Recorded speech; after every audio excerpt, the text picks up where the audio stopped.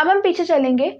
सबसे पहले हमने ये जब चैप्टर खोला तब हमारे सामने आते हैं ये दो टर्म्स, जिसका नाम था वोल्केनो और दूसरा था वोल्केनिज्म। देखने में सिमिलर है लेकिन इसके अंदर बहुत बड़ा डिफरेंस है, ठीक है। पहले चलते हैं वोल्केनिज्म की तरफ। वोल्केनिज्म कहता है कि मैं एक ऐसा प्रोसेस हूँ जिसके द्वारा धरती के अंदर की चीजें बाहर आती हैं।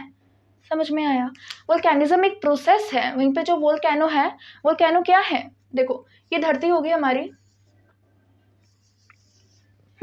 ये धरती हो गई हमारी। जब धरती को चीर के ज्वालामुखी बनती है और अंदर की चीजें पूरी बाहर आती हैं, इसको क्या कहते हैं? वोल्केनिज्म। इस प्रोसेस को क्या कहते हैं? वोल्केनिज्म। वहीं पे आप ये छेद देखेंगे ना, ये मुंह बना जो रहता है जिसके अंदर से चीजें बाहर आती हैं, उसको हम क्या कहते हैं? वोल्केनो। समझ में आया ये डिफरेंस? क्या कहा हमने? धरती को जब चीर के ज्वालामुखी बाहर निकलेगा तो ये जो पूरा प्रोसेस होगा जिसके अंदर की सारी की चीज़ें, जो मैग्मा होगा, जब लावा में कन्वर्ट हो जाएगा बाहर आके, जब सरफेस को छुएगा मैग्मा तो क्या बन जाएगा? लावा। तो ये वाले प्रोसेस को क्या कहते हैं हम लोग? वोल्केनिज्म। और जो ये छेद होगा जहाँ से सारी चीज़ें बाहर आएगी उसको कहते हैं वोल्केनो। आपको यहाँ पे जो एग्जामिनर होगा वो फंसा देगा। क्या बोलेगा? बोलेगा कि वोल्केनिज्म इज अ होल, वहीं पे जो वोल्केनो है इज अ प्रोसेस। यहीं पे सारे आधे से ज़्यादा बच्चे यहीं पे गायब, ठीक है। समझ में आ गया ये डिफरेंस? आगे बढ़े, ठीक है। क्या पढ़ा हमने पहले? वोल्केनो। फिर क्या पढ़ा हमने? Volcanism. Volcano is a whole, whereas the other one, volcanism is the process. समझ में आ गया ना? आगे हमने क्या पढ़ा था कि ये जो ज्वालामुखी होती है क्यों इरप्ट होती है?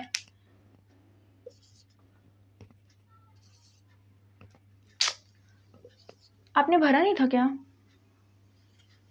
इसको भर दो लो, ठीक है। अब हमने क्या पढ़ना है इसमें कि वोल्केनो जो होता है क्यों बनता है, इरप्ट क्यों होता है, इसका क्या रीज़न है।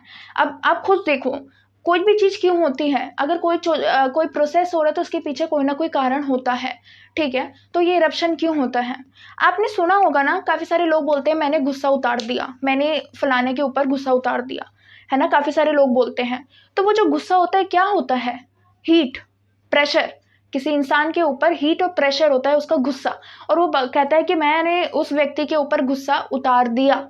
इसका मतलब उसने अपना हीट और प्रेशर सब रिलीज कर दिया। अब वो क्या है? ठंडा है। ऐसी हमारी क्या है? धरती। धरती भी गर्म होती है, धरती के ऊपर भी हीट लगता है, धरती के अंदर भी हमारा प्रेशर लगता है। एक ऐसा पॉइंट आता है कि उससे रहा नहीं जाता और वो सारा का सारा अपना गुस्सा उतार देती है वोल्केनो की फॉर्म में।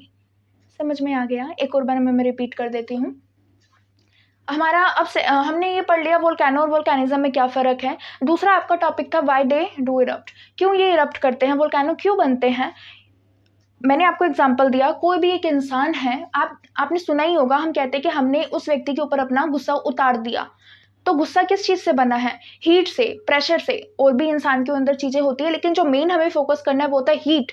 गुस्सा मतलब हीट, प्रेशर, ठीक है। ये दो चीज़ों को जब इंसान बाहर निकाल देता है किसी और व्यक्ति पे, उसके बाद क्या होता है? वो ठंडा हो जाता है ना। तो ऐसी हमारी एक अर्थ है, जो हमारी जो पृथ्वी है वो भी हीट में रहती है, प्रेशर में रहती है, और एक ऐसा पॉइंट आता है जब उससे रहा नहीं जाता और वो सारी की सारी चीज़ें अपनी बाहर निकाल देती है वोल्केनो की फॉर्म में। समझ में आ गया? व्हाई दे डू इरप्ट में, ठीक है। करो करो।